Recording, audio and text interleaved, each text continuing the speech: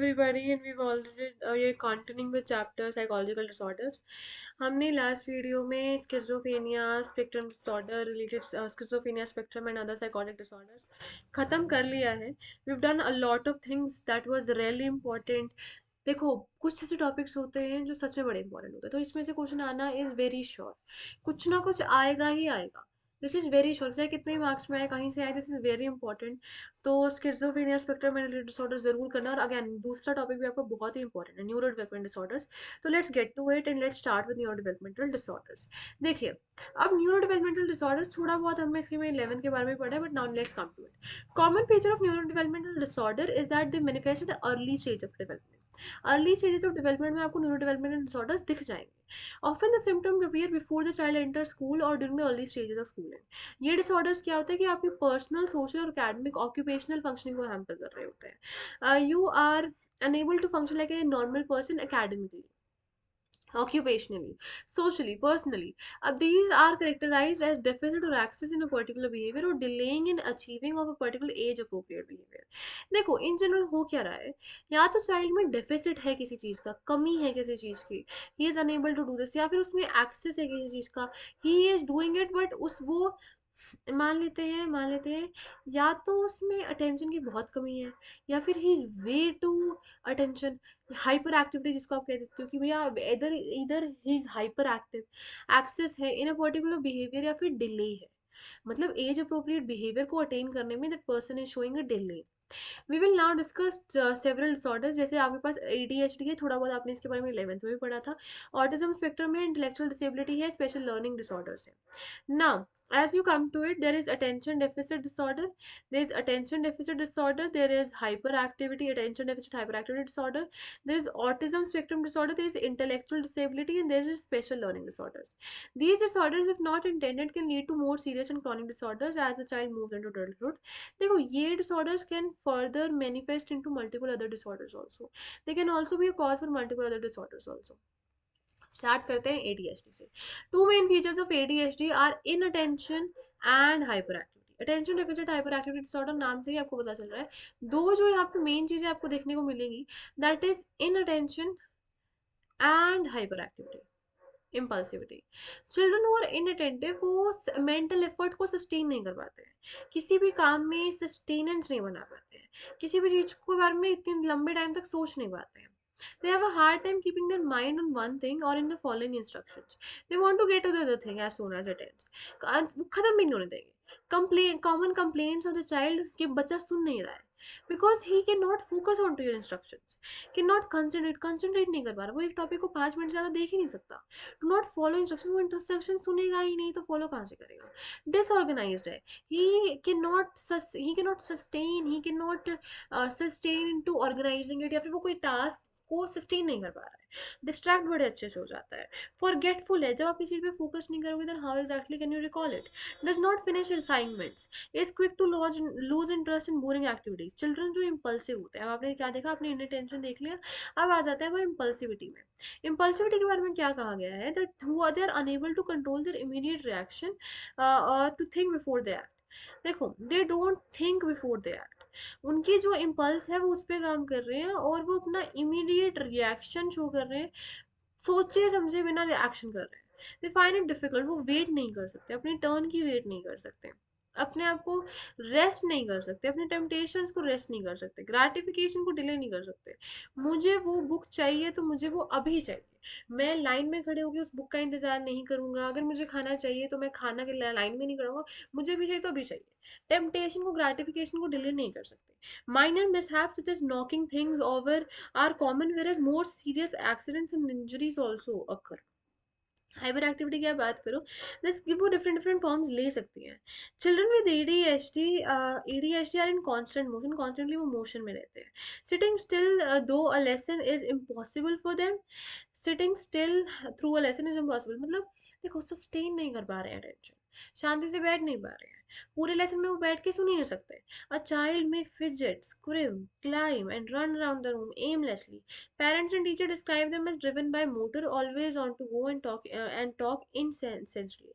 Motor लगी हुई है जी, बैठता ही नहीं है, ये नहीं करता है, वो नहीं करता है. Hyper activity. आपके पास आ गया कि यहाँ पे कौन सा, आपने अभी एडीएचडी कर लिया है। Now coming on to the next disorder, देखो अभी थोड़ा सा मैं को समराइज करूँ तो आपने एडीएचडी में क्या पढ़ा, तीन मेन चीजें हैं, inattention, hyperactivity, impulsivity. Inattention में he is not able to keep his mind on any one thing for a long period of time.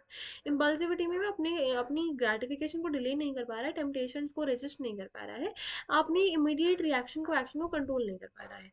Hyper activity aimlessly भागे जा रहे हैं, they are in constant motion, they are driven by nature as parents describe them। उसके बाद आ जाता है अब autism spectrum disorder में। अब ऑटिज्म स्पेक्ट्रम डिसऑर्डर क्या है, देखिए आ जाता है बाबा ऑटिज्म स्पेक्ट्रम डिसऑर्डर पे।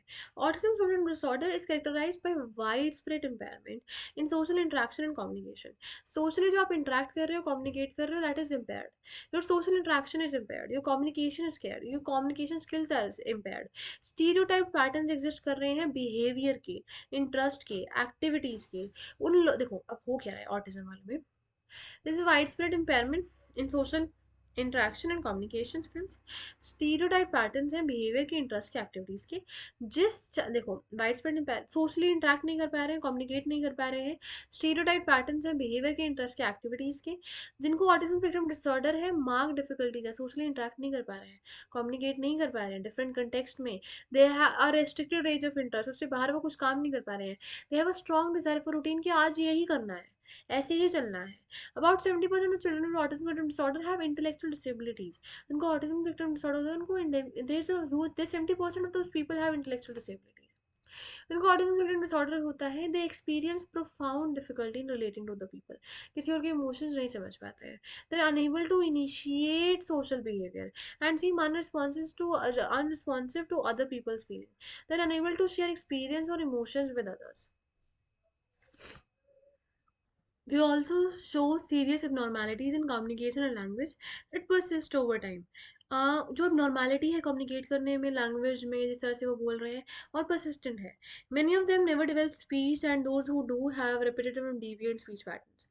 कुछ तो कभी स्पीच डेवलप ही नहीं कर पाते हैं, और जो कर पाते हैं they have repeated and deviant speech patterns, वो भी फ्लुएंटली नहीं बोल पा रहे हैं। Such children often show narrow patterns of interest and repeated behavior, such as lining up objects or stereotyped body movements, such as rocking. These motor movements may be self-stimulatory, such as hand flapping, self-injurious, such as banging their head against the wall.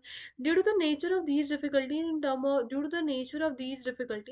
in terms of verbal and non-verbal communication, individuals with autism spectrum, they tend to experience difficulties in starting, maintaining, and even understanding relationships.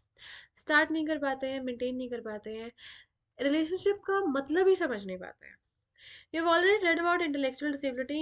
You've already read about variations in intelligence in chapter 1. अब intellectual disability क्या होता है, जिनकी intellectual functioning is with an IQ of approximately 70 or below. Deficit है, impaired है, inadequate behavior, that is in the areas of communication, self-care, home living. खुद की daily life भी वो फंक्शन नहीं कर पा रहे हैं, which is manifested before the age of 18 years से पहले आपको दिख जाता है कि कौन सा डिसऑर्डर है, कहाँ पर है, कैसे है। Describe characteristics of intellectual disabled people. उसके बाद आता है आपके पास specific learning disorder. Specific learning disorder क्या होता है, इंडिविजुअल एक्सपीरियंस कर रहा है किसी स्पेसिफिक चीज को, स्पेसिफिक इंफॉर्मेशन को परसीव करने में, प्रोसेस करने में उसको प्रॉब्लम आ रही है।